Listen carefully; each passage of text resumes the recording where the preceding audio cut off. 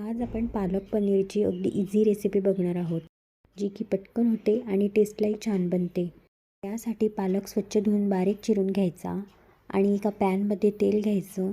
त्यात चिरलेला पालक, हिरवी मिरची, कोथिंबीर, आलं, लसूण, कांदा, टोमॅटो आणि थोडे काजू आणि 1 चमचा गरम मसाला, थोडंसं पाणी टाकून 5 ते 6 मिनिट झाकण ठेवून शिजवून घ्यायचं.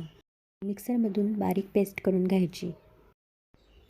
ही पेस्ट तेलामध्ये 5 ते 10 मिनिट शिजवून घ्यायची. पनीर मसाला घालायचा, मीठ घालायचं आणि पनीर घालायचं. अगदी 15 मिनिटांमध्ये आपले पालक पनीर रेडी आहे. रेसिपी आवडली असेल तर लाईक आणि शेअर करा आणि नक्कीच किचनला फॉलो करा.